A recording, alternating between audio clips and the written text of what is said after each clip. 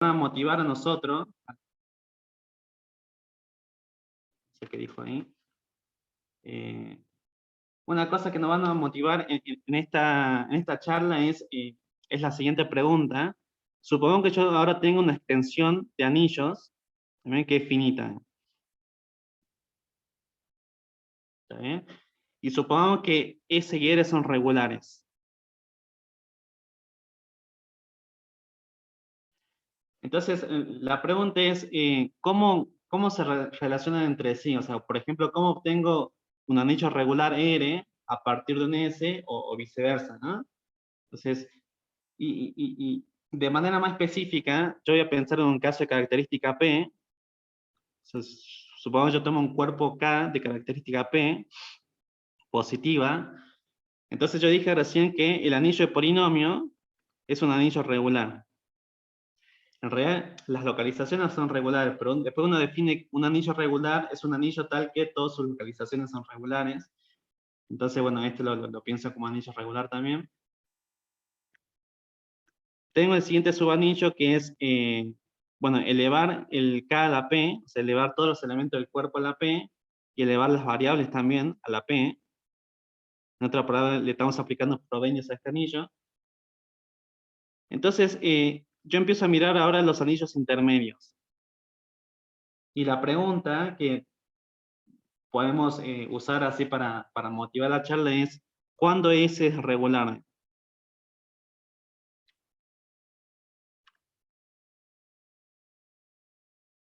¿Eh? O sea, ¿qué anillos intermedios entre el anillo y el anillo de la P son anillos regulares? Entonces, eso nos lleva a la introducción del concepto de P-bases, que ahora vamos a definir. Entonces, fijemos un anillo R.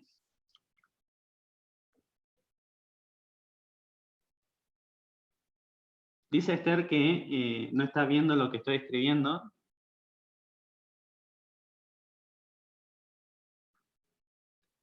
Pregunta, ¿se ve bien?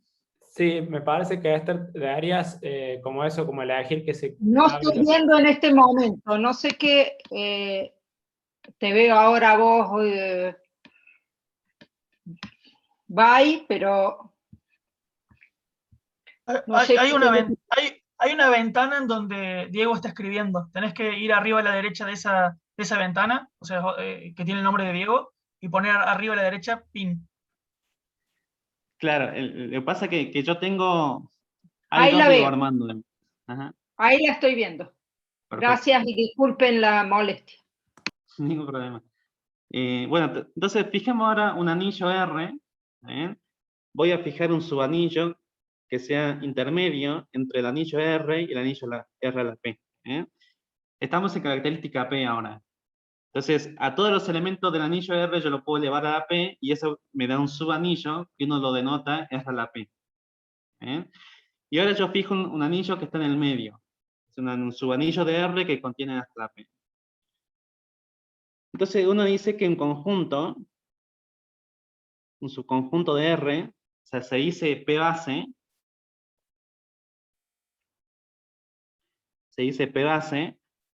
de R sobre S. Esto significa sobre S. Ese es un concepto que depende del anillo S. Si el conjunto de monomios,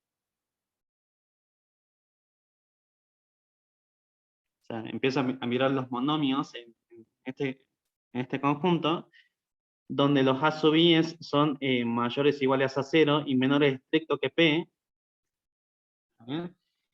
Si este conjunto es una base, es una base de R sobre S. De R sobre S. O voy a poner así para no confundir con cociente. En particular estoy pidiendo que el anillo R sea un módulo libre sobre este subanillo, ¿no? Bueno, y también estoy pidiendo que sea finito, aunque la finitud no hace falta, o sea, uno puede hablar de P bases infinitas también, o sea, la definición es igual, solo es un poquito con más notación, pero uno puede hablar de bases, P bases finitos o infinitos. Entonces uno pide que este anillo sea libre sobre este subanillo y que este conjunto sea una base. Por ejemplo, en el caso de los anillos de polinomios, el conjunto de variable es P base de K de x1, xn sobre K. ¿eh? Este es el anillo de polinomio, K es un cuerpo de característica P. Entonces, las variables son una P base de este anillo sobre este subanillo. En general, si yo tengo que R es un cuerpo, o sea, si R es un cuerpo, entonces uno puede demostrar que siempre existen las P base.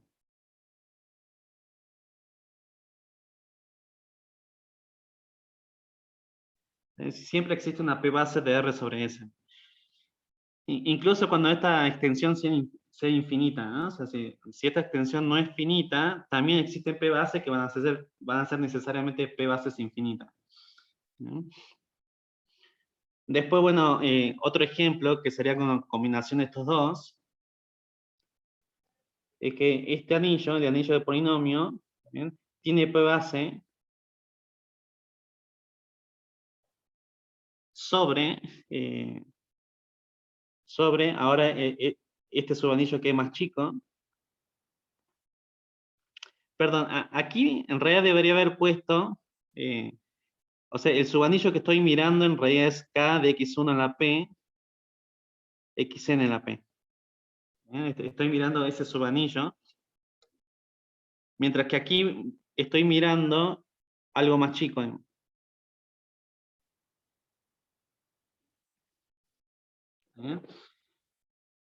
Entonces, aquí decía que este tiene P base sobre este, la P base es el conjunto de las variables. Ahora, el mismo anillo tiene una P base sobre este subanillo que es más chico que este, porque aquí a las constantes también le estoy elevando la P.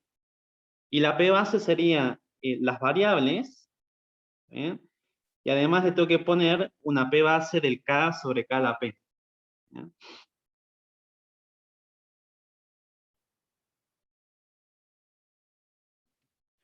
Entonces, uno junta esas dos P bases y obtiene una P base de este anillo sobre este subanillo.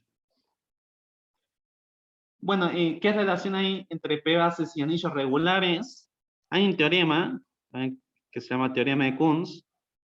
En realidad, hay mucho teorema de Kunz. Entonces, el teorema dice lo siguiente. Si yo tengo R, sea R un anillo F finito,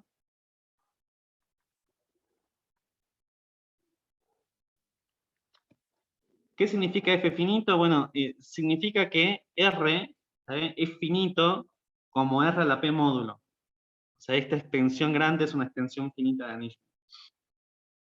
Entonces, si R es local y F finito,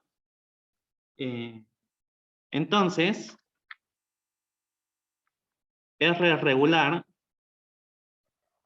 sí, solo sí, R tiene P base,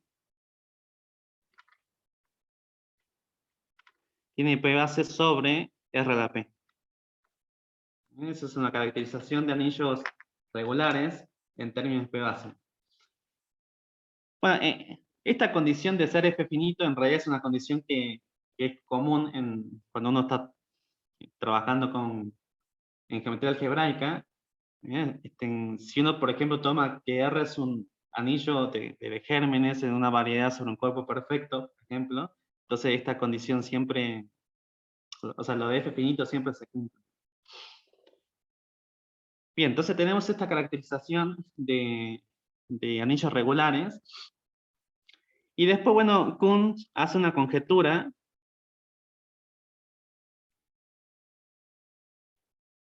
que sería una generalización de este resultado. La conjetura era de Kunz, pero después pasó a ser un teorema, porque ya fue demostrada por unos japoneses que se llaman Kimura, Mitsuma, son dos. Esto define en los 70 más o menos. Entonces uno dice, supongamos que R es regular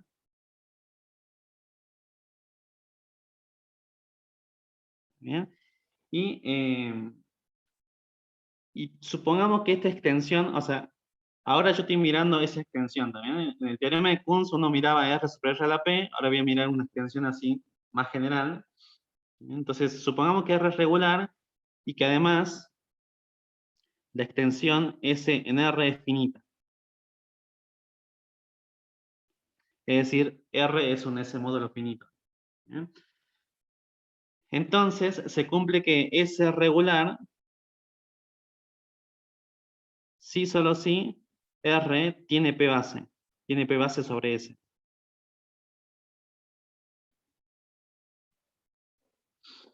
¿Bien?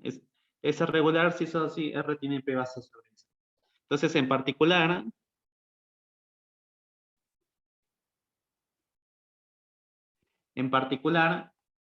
uno aquí puede responder una de las preguntas que hicimos antes. Supongo que yo tengo un anillo que es regular, ¿está bien? R que es regular, y supongamos que es finito sobre R a la P. ¿Está bien? Como es finito sobre R a la P, el resultado anterior nos decía que R tiene una P base. Supongamos que esta es finita, esta es regular. Entonces uno se preguntaba cómo obtenía los anillos regulares intermedios. ¿Bien? Ahora, una aplicación de este teorema te dice que para obtener un anillo regular intermedio, lo que tienes que hacer es al R a la P, tenés que adjuntarle parte de una P base del R.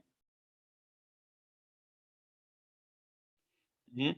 Es decir, que el anillo S está pinta y el anillo de arriba es R a la P, al cual le adjunto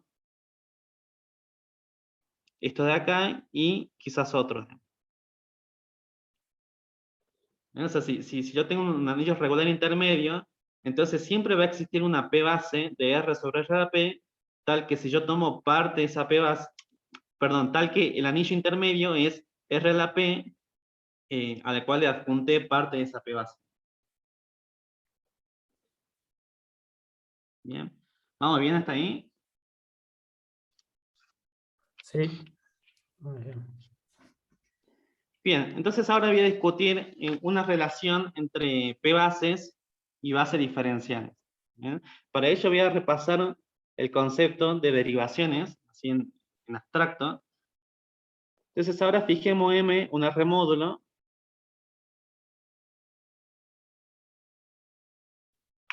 Fijemos un R módulo.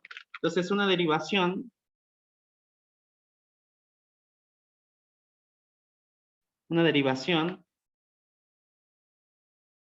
de R en M, ¿bien? Es un mapa aditivo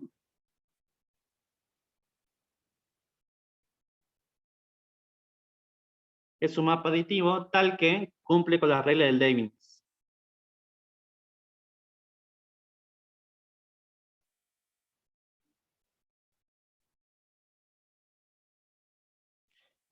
Esa es la regla del Leibniz que uno conoce, digamos, cuando estudian derivadas parciales, por ejemplo.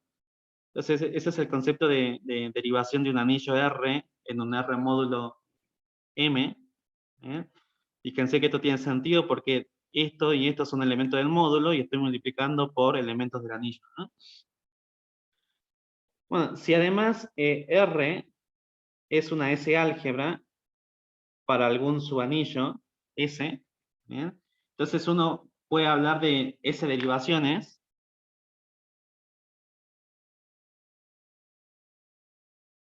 O sea, si R es una S álgebra y la derivación es S lineal, entonces decimos que es una S derivación.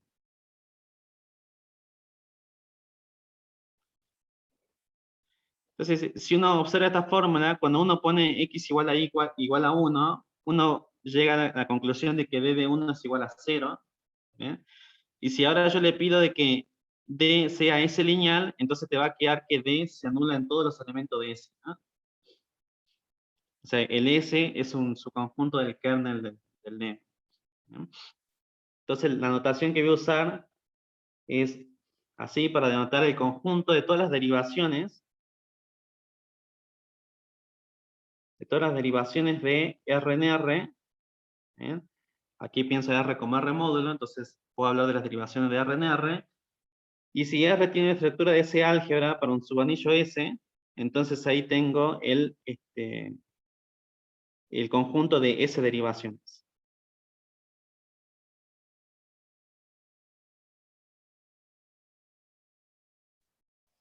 ¿Bien? Bueno, el ejemplo típico de las derivaciones en un anillo es en el caso de los polinomios. Supongo que tengo R igual a este anillo. Entonces aquí tengo las derivadas parciales, ¿no? Las derivadas parciales que uno define en análisis en realidad son objetos que uno lo puede definir de manera algebraica, digamos, 100% algebraica. Bueno, entonces tengo las derivadas parciales y estas serían, son K derivaciones.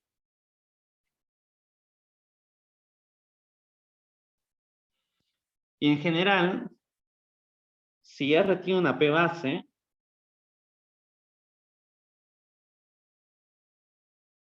bueno, aquí ya estamos asumiendo que R es un cuerpo de característica P, perdón, R es un anillo de característica P. Entonces, si R tiene una P base, poner que es X1, Xn, sobre un subanillo S, ¿bien? Entonces, en este contexto uno también puede definir las derivadas parciales.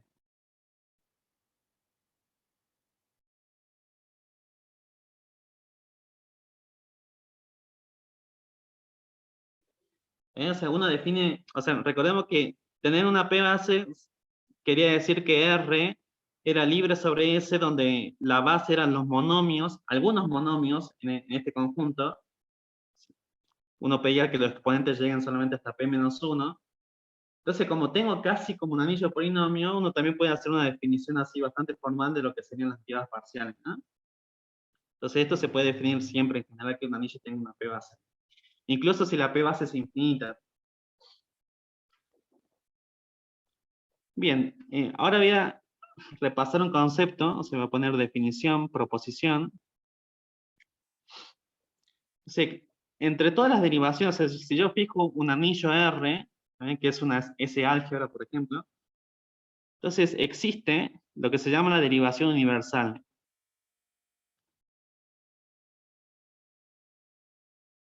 Existe una derivación universal, ¿bien?, que uno la denota de esta forma.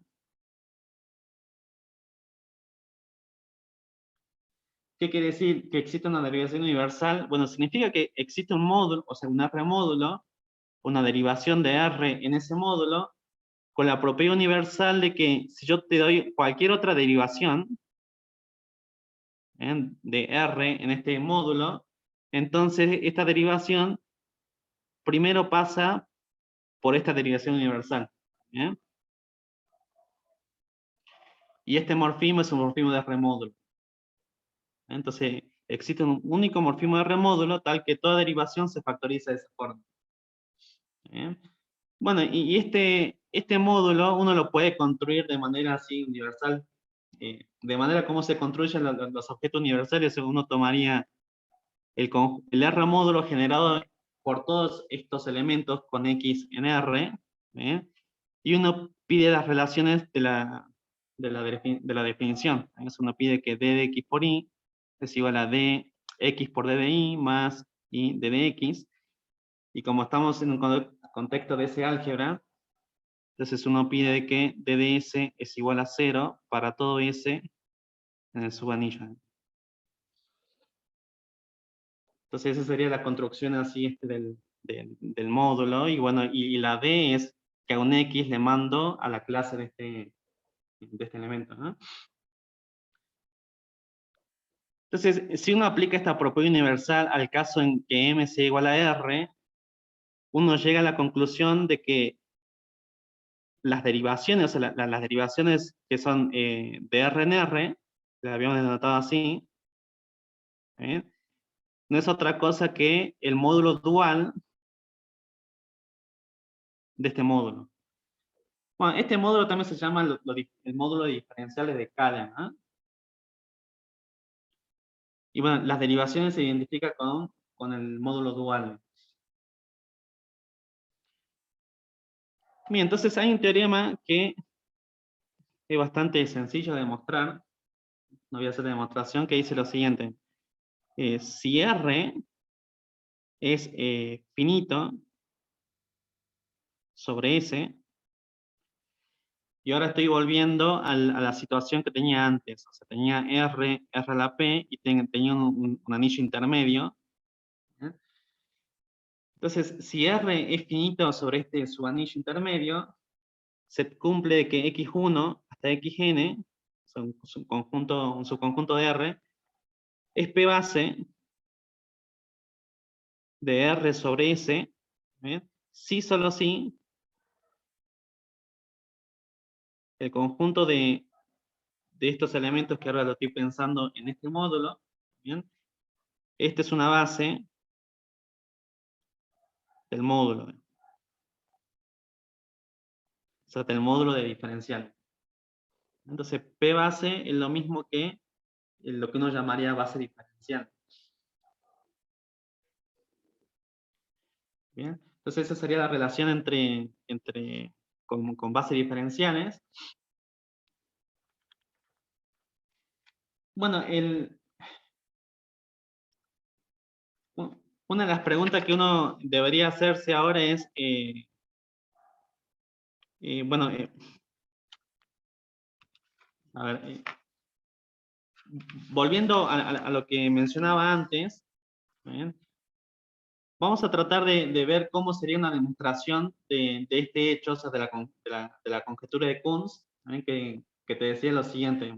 Si vos tenías que R y S eran anillos regulares, entonces siempre podías encontrar una P base de R sobre S. Entonces, para ver cómo se prueba eso, vamos a introducir lo que serían los anillos de simples, y al mismo tiempo vamos a enunciar y hacer una demostración así sintética del teorema de Harper.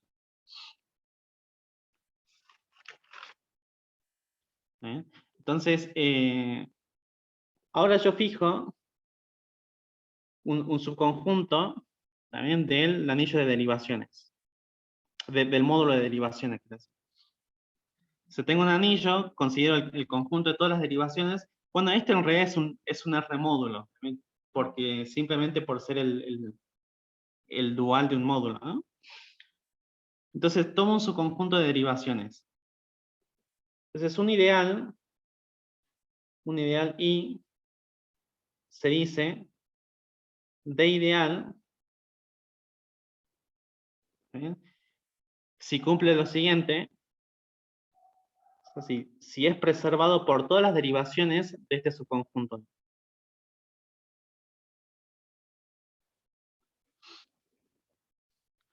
¿Bien? Y después uno dice que R es D simple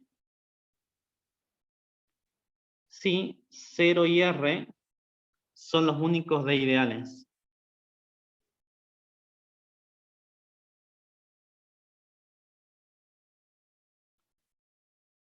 Bien. Bueno, como ejemplos, en característica 0, vamos a fijar un cuerpo K de característica 0. ¿Bien? Entonces, si tomo R, el anillo de polinomios,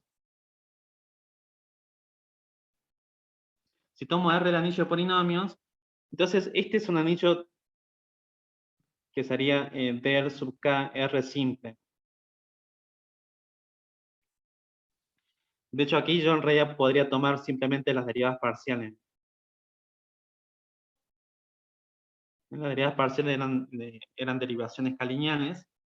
Entonces, este anillo es un módulo simple, o sea, es un der sub KR módulo, perdón, der sub KR anillo simple. Y bueno, ¿y cuál es la justificación de esto? Si vos me das cualquier polinomio que no sea constante, yo siempre puedo aplicarle derivaciones, muchas derivaciones, hasta volverlo una constante. Entonces, eso me dice que no pueden haber ideales propios, no nulos, que sean preservados por las derivaciones. Bien, aquí estamos en característica 0, ¿no? Por eso se puede hacer. En general, si R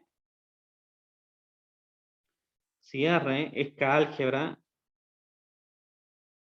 finitamente generada, por ejemplo, R es el anillo coordenado de una variable algebraica sobre K, entonces uno tiene la noción de suave,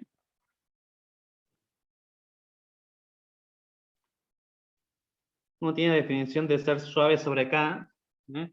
Y la definición es simplemente de que el módulo de diferenciales es localmente libre.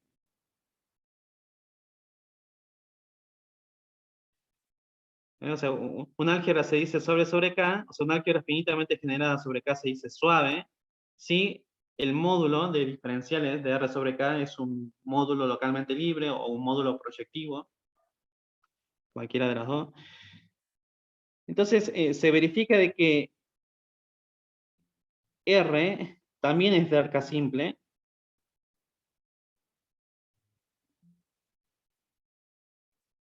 O sea, este es un ejemplo de álgebra suave sobre K, y nosotros vimos que en este ejemplo, este anillo es simple con respecto a este conjunto de derivaciones, y lo que estoy diciendo aquí es que en realidad este hecho vale para cualquier álgebra que sea suave sobre K. ¿Bien?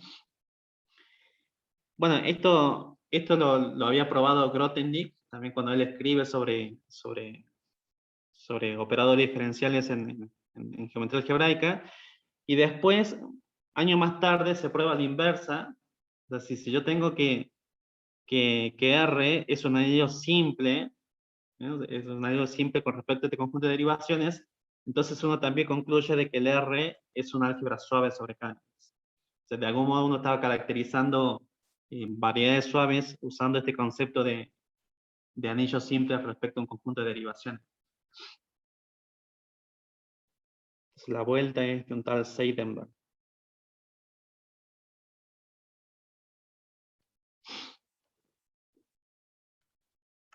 Bien, así de manera más general, seguimos en característica 0, ¿eh?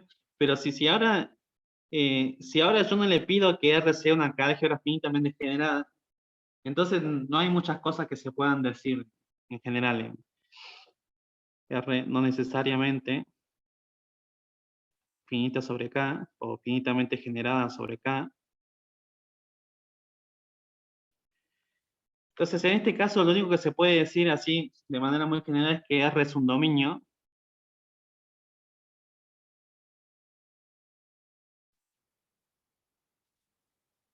De hecho, hay ejemplos de que R podría no ser normal.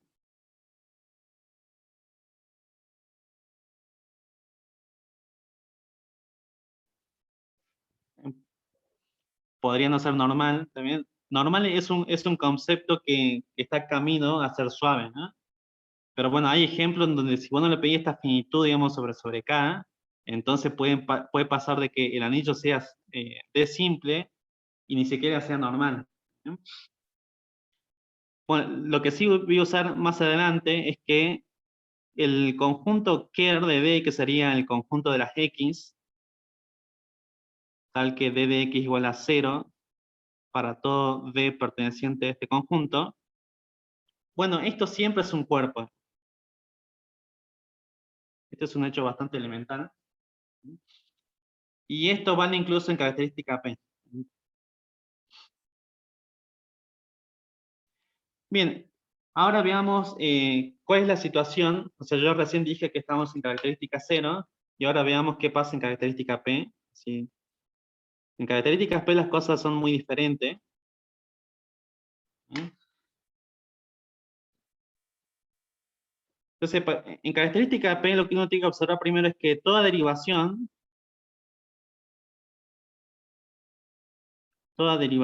de D, o sea, de R en R, es R a la P lineal. Es decir, se cumple que D de X a la P por I es igual a X a la P por D de I. Esto simplemente sale usando muchas veces la regla de Leibniz. Entonces, en particular, digamos, si yo tengo un ideal, por ejemplo, que está generado por un elemento a la P, ¿eh? Este es un ideal que es D simple para cualquier conjunto de derivaciones.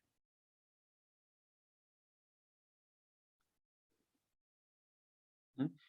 En particular, si yo tomo, por ejemplo, el ideal generado por las variables en el anillo de polinomios,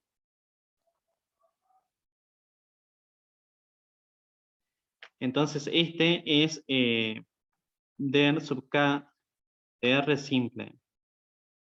O sea, cualquier derivación fija este ideal. Entonces tiene una diferencia grande con característica 0, porque en característica 0 este anillo era simple. Y el hecho era que con las derivas parciales uno le puede bajar el grado a cualquier polinomio, mientras que con las derivas parciales yo no puedo bajarle el grado a este polinomio. Si le aplico una derivada parcial, directamente lo anulo. ¿Eh? Entonces esa es una cosa que aparece en característica P. Sin embargo, si yo divido a los polinomios por este ideal, entonces este cociente ahora sí es simple, o sea, es ter sub kr simple.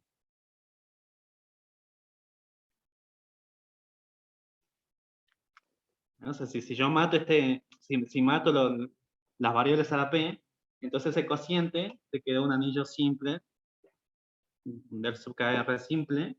¿Sí? Y la justificación de que por qué esto es de simple es la misma que usé aquí. O sea, yo antes decía que no le puedo bajar el grado a estos polinomios, ¿no? Porque si lo aplico derivaciones se hacen 0, pero ahora si yo tengo un monomio donde los exponentes son menores que p, entonces ahí sí puedo usar las derivaciones y bajar el grado y a los elementos no nulo convertirlo en constante. ¿Sí? Entonces esto es elemental. Lo que no es tan elemental es la vuelta. ¿Eh? Y la vuelta es justamente el teorema de Harper. Harper, que lo probó en el año 60 para cuerpos algebraicamente cerrados. Después Joan lo probó unos años más tarde, así de manera general. ¿Eh? Y bueno, y el teorema dice que si R es de simple, para cualquier conjunto de derivaciones, entonces R es isomorfo a un anillo de esta pinta.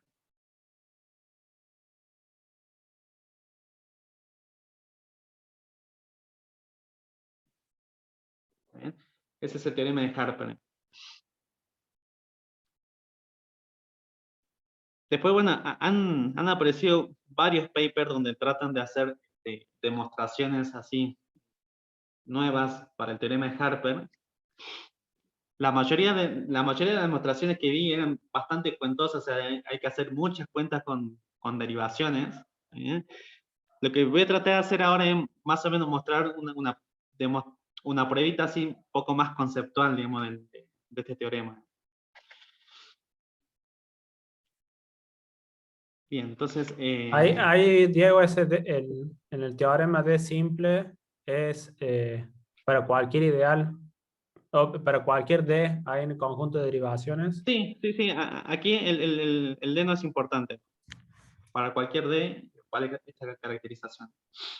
Ah, mira, o sea, no importa cuál conjunto de derivaciones tomes ahí, siempre el R va a ser de la misma forma. Sí. Uh-huh. Bien, entonces ahora vamos a ver más o menos cómo sería la demostración de Harper. Entonces yo empiezo con R, un anillo de simple, donde D es un subconjunto de derivaciones, y voy a llamar K al ker de D. Recordemos que K era el subconjunto de R, donde todas las derivaciones de este conjunto se anulan. Sería la intersección de todos los kernels de la derivación.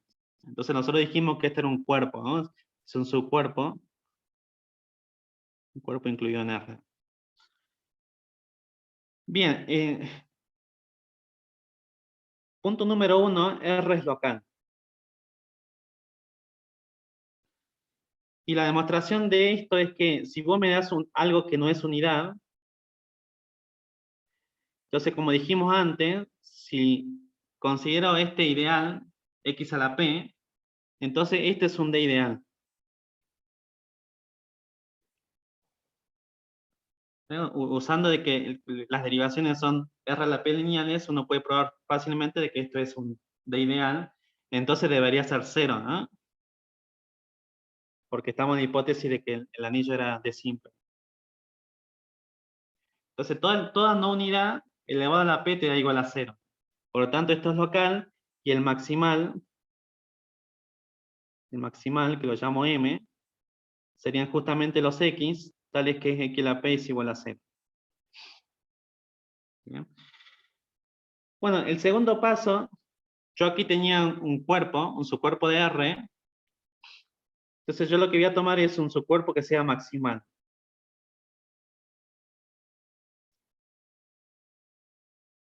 Usando axioma de elección, por ejemplo, uno siempre puede encontrar un cuerpo maximal que contiene al K, y lo que va a resultar es que este es un cuerpo de coeficientes. ¿En qué sentido? Digamos que si yo miro esta inclusión, y ahora paso a este cociente, lo estoy dividiendo por el maximal que obtuve en el punto anterior, esto de acá es un isomorfismo. ¿Bien? En otras palabras, el anillo R tiene una copia de este cuerpo residual incluida, e incluso la puedo elegir de modo que contenga este subcuerpo acá. Bueno, yo me olvidé de decirlo, pero yo estoy asumiendo siempre que los anillos también son netérianos. Las cosas que no son netérianas no son muy importantes en geometría algebraica, por lo menos. ¿Bien? Entonces, como el R es netériano, este está generado por una cantidad finita de elementos. Y bueno, usando de que todos los elementos de la P dan iguales a 0, entonces ahora yo tengo un mapa sobreyectivo. Un mapa sobreyectivo del anillo de polinomios con coeficientes en F, en R, ¿está bien? Donde, bueno, al cuerpo F lo mando a este cuerpo que obtuve antes dentro de R, y bueno, a X1, a Xn lo mando en un conjunto generador del maximal, ¿eh? Y de hecho uno puede tomar el conjunto generador con n minimal. Bueno, este mapa es sobreyectivo y por lo tanto tiene un kernel. Tenemos un kernel. Y bueno, una cosa que surge, o sea, si uno toma, por ejemplo, el conjunto generador minimal del maximal, ¿bien? Y manda las variables a ese conjunto, entonces necesariamente te va a quedar que este kernel I va a estar incluido en el ideal al cuadrado. ¿Bien? Entonces existe una asociación exacta así con I incluido en ese ideal.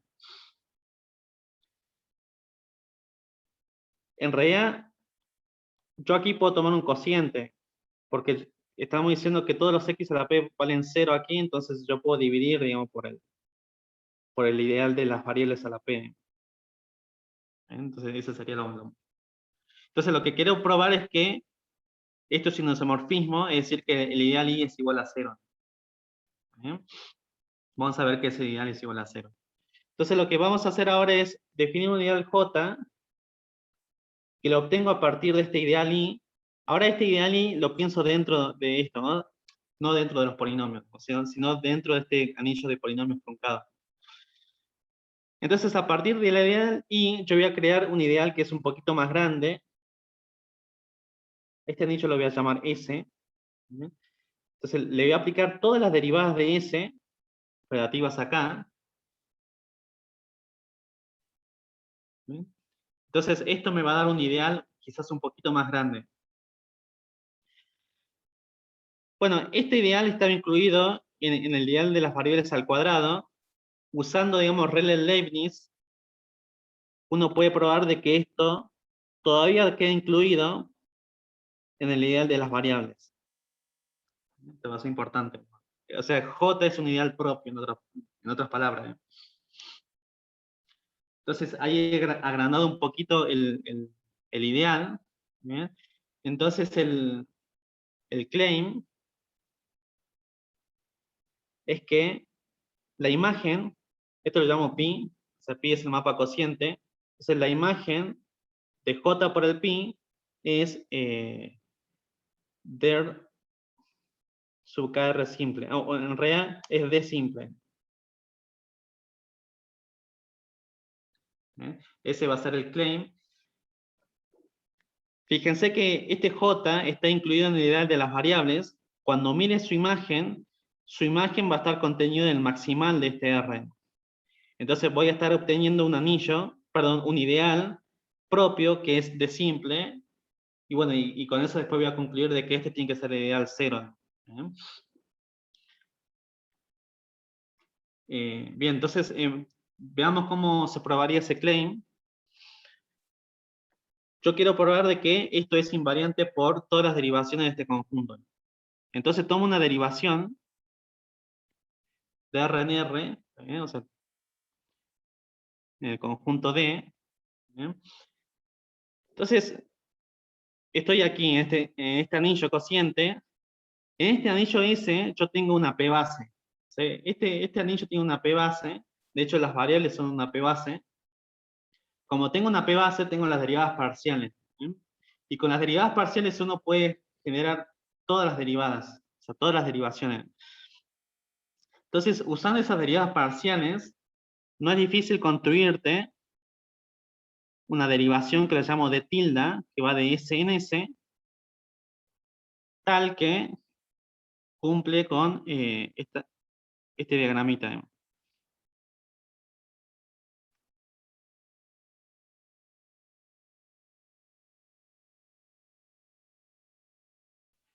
O sea, a toda derivación de R en R la puedo levantar a una derivación de S en S, usando las derivadas parciales. Las derivadas parciales como que forman una base de las derivadas. Entonces uno puede construir una combinación lineal adecuada de las derivadas parciales para construirte una derivación de tilde que hace conmutar este diagrama. Entonces, el hecho de que esta de tilde haga conmutar este diagrama implica, en particular, de que de tilde preserva el ideal I. Si yo tengo un elemento en el ideal I, el I era el kernel de este mapa pi, si le aplico la de tilde y después voy aquí, eso es lo mismo que primero aplicarle pi, cuando le aplicas pi, estás en 0. Entonces, haciendo este viaje fue a parar a 0, por lo tanto, la imagen de un elemento en el ideal I por esta de tilde tiene que estar necesariamente en el ideal I. Entonces tenemos esa inclusión. Y ahora veamos que de tilde de J está incluido en J. Donde J, recordemos que era este ideal agrandado, ¿no? O sea, el ideal I al cual le apliqué todas las derivaciones de S sobre K. Bien, yo tengo que aplicar de tilde a un elemento de J. Y quiero ver que sigue estando en J. Si el elemento del J lo elegí aquí en el ideal I, cuando le aplico la derivación de tilde, entonces caigo en esta parte. Entonces, en particular, sigue dentro de J. Entonces, para probar esta inclusión, basta tomar ahora un elemento de esta parte, aplicarle de tilde y ver que sigue estando en esta parte, ¿no? Entonces vamos a hacer eso. O sea, de tilde la voy a aplicar en una E tilde de R, en donde este R es un elemento de I, o sea, estoy tomando un elemento de I. Esta E tilde es una derivación, ¿no? O sea, este es un elemento de der sub K de S. Entonces, tengo que hacer esta cuenta y quiero ver que ese resultado sigue estando en J. Entonces, aquí voy a usar lo siguiente. En general, las derivaciones no conmutan. O sea, el conjunto de las derivaciones, o sea, los operadores lineales en general no conmutan, las derivaciones tampoco. Entonces, esta igualdad nunca vale. Entonces, yo tengo que poner un corchete para completar esto.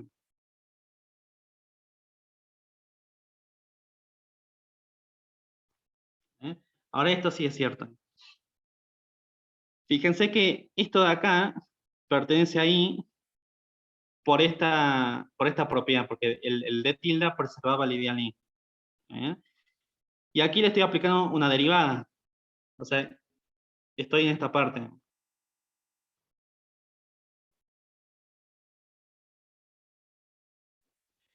Bueno, esto dijimos que era un elemento de I, o sea, el R es un elemento de I, y ahora uso el siguiente hecho, digamos, si vos me das dos derivaciones, y yo hago el conmutador entre esas derivaciones, eso sigue siendo una derivación.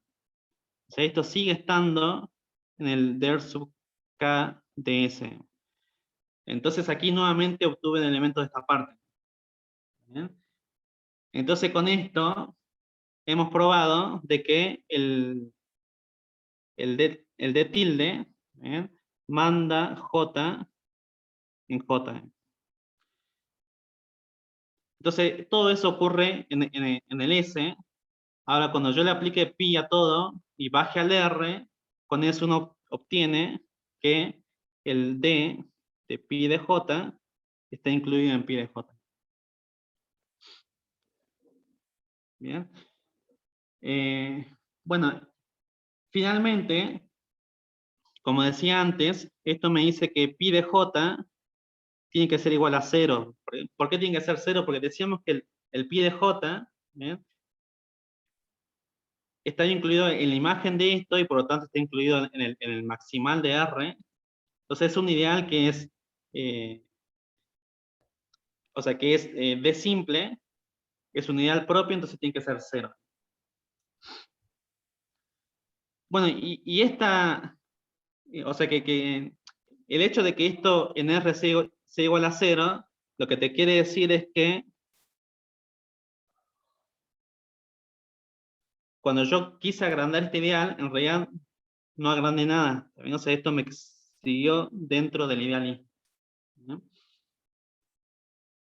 Entonces con esto estamos diciendo que I es un ideal que es der sub ks simple. Y además es un ideal propio. ¿Bien? Bueno, y en la página anterior yo había mencionado, digamos, este teorema que era Paribal-Harpe, que era bastante elemental, que decía que este anillo era der sub kr simple. ¿Bien? La demostración de esto, recordemos que era simplemente usando derivadas parciales, ¿no? Entonces, usando esto, y usando de que este ideal I es un der sub ks ideal, uno concluye de que el I tiene que ser igual a 0. Entonces, bueno, esta sería como la demostración así, sintética de Harper, que les quería contar. Y bueno, menciono así en 2 minutos una aplicación o sea, de cómo se sigue el teorema de Kunz. Y bueno, ahora viendo el tiempo, me di cuenta que no voy a poder decir nada de teoría Galois, pero no importa. Creo que con esto ya es suficiente. Entonces, voy a escribir acá algo pequeño, ya termino. Recordemos qué decía la conjetura de Kunz, que después se hizo un teorema. Entonces, yo tenía una extensión, o sea, tenía un anillo intermedio en S entre R y R en la P. ¿Okay? Y teníamos que esta es una extensión finita. Bueno, R y S eran anillos locales regulares. El maximal del S lo voy a denotar por N. Estos eran regulares. Y el teorema de Kunz te decía de que en esta situación R tiene una P base sobre el S. Y bueno, la demostración de esto sale usando el teorema de Harper. Son 3 pasitos, lo digo rápido. Entonces, como R es regular, entonces uno puede probar así de manera muy general de que R es libre sobre S. O sea, en realidad, este resultado de que R es libre sobre S sale solamente del hecho de que S es regular y este R es un anillo que uno llama anillo Cohen-Macaulay, que es un concepto que aparece mucho en álgebra conmutativa. Y uno prueba después que los regulares son anillos Cohen-Macaulay, entonces en particular este tiene que ser libre sobre este. Entonces eso es así bastante general, o sea, no es característica P, o sea, es álgebra conmutativa así, bien básica. Entonces lo único que falta, bueno, ahora el punto 2 es usar el lema de Nakayama. Recordemos que yo quiero encontrar una P base de R sobre S, ¿no? También esa es la conjetura de Kunz, encontrar una P base de R sobre S. Ahora, por el lema de Nakayama, uno puede probar de que basta encontrar una P base,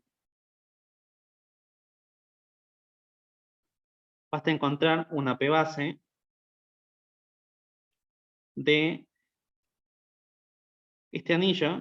O sea, aquí yo tengo el maximal, lo puedo levantar aquí a un ideal en R, entonces hago esta división.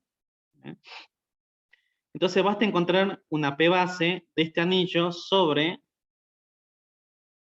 S sobre N. O sea, si yo tengo una P base de este anillo sobre este, entonces usando el lema de Nakayama uno puede probar de que si uno levanta esa P base a R, entonces eso también me va a dar una P base de R sobre S. Bueno, después la parte 3 es que el anillo cociente, este anillo cociente es y esto no lo voy a poder decir bien, lo escribo. Es simple respecto a este conjunto de derivaciones.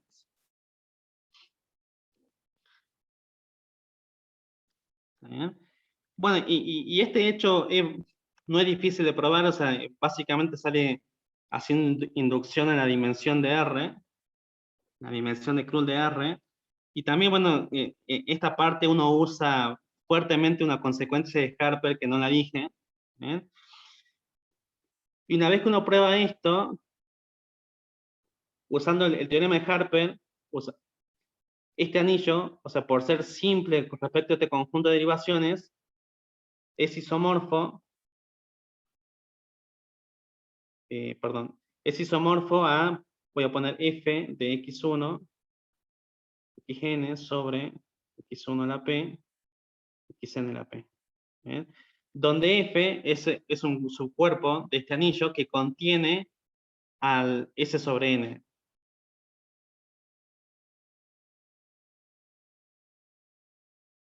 ¿Bien?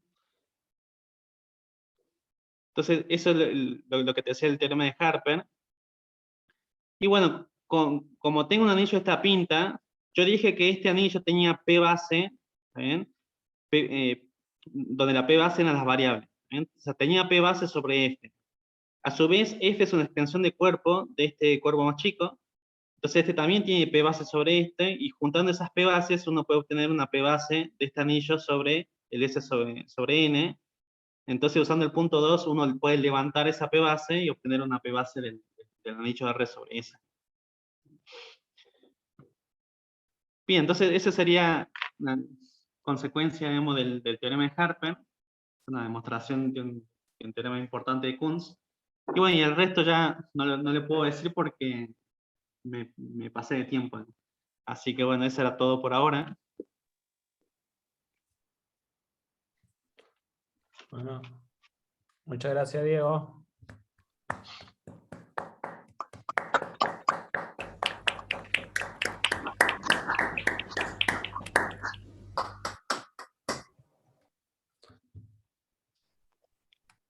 La verdad que estuvo buena la charla, así como bien organizada y se entendió bastante bien lo de el teorema de Harper y esta idea general de la derivación.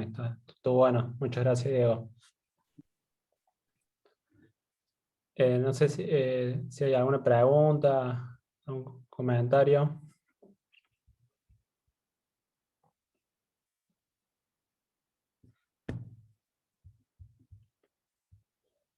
A ver acá en el chat qué dice. Muy buena charla. Muy linda la charla. Comentar en el chat. No sé si querés decir algo rápido de lo que tenés planeado de decir sobre teoría Galois. No. Sí, en realidad, respecto a teoría Galois,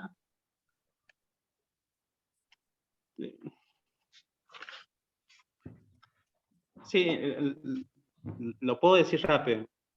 En realidad lo que quería decir es que si vos tenés una extensión de anillo, ¿bien?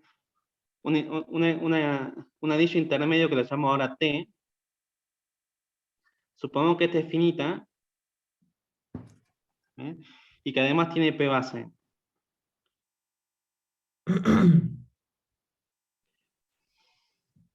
Entonces yo fijo una extensión así con estas propiedades, y ahora me interesan las subextensiones intermedias, ¿bien?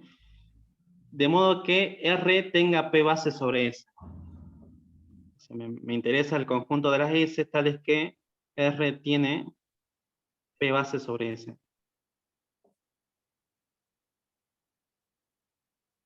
¿Bien? Ahora, por otro lado, yo aquí tengo las derivaciones de R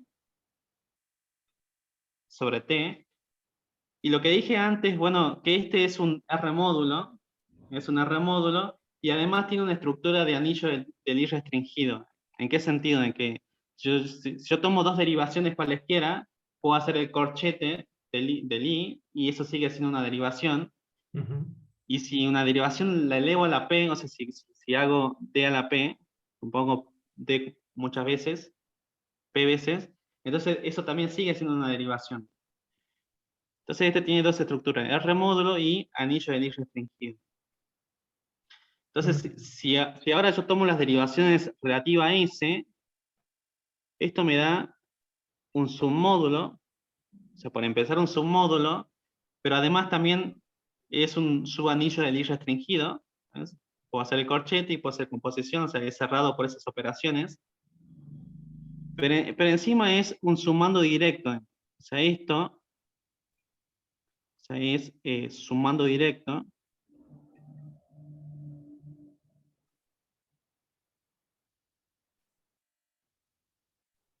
O sea, sumando directo como R módulo. Entonces, a cada subanillo intermedio, tal que R tiene P base sobre S, yo le puedo asociar un submódulo, o sea, un sumando directo de este, que además es anillo de Lie restringido. De manera similar, si vos me das ahora un subanillo, un submódulo que es sumando directo,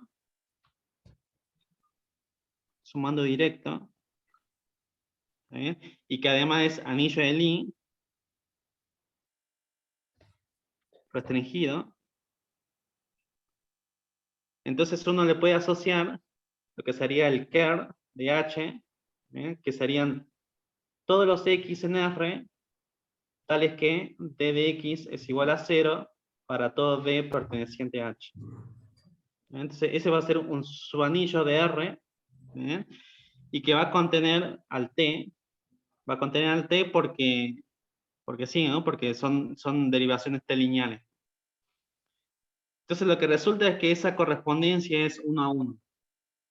O sea, empiezo con el subanillo intermedio, que tiene esta condición, le asocio el anillo de Lie, y si vuelvo por esta operación, recupero el mismo, y recíprocamente, si empiezo con subanillo de Lie, que sea sumando directo, le aplico el ker y después le aplico esta operación de arriba, recupero el subanillo de Lie. Esto así de manera bastante general, o sea, funciona para anillos en general. Había una teoría ya previa de Galois que la había hecho Jacobson para el caso de cuerpos, ¿no? Sí. Esta general, digamos, en realidad la hizo Joan, el mismo Joan que mencioné antes, unos años más tarde. Y bueno, básicamente el teorema de Harper también está dando vuelta por este tipo de cosas. Así que ese era más o menos el ending. Bueno, muchas gracias, Diego. Bueno. ¿Me pregunta acá en el chat? Te agradecen también, estuvo buena la charla. Bueno, todos muy contentos, todos también.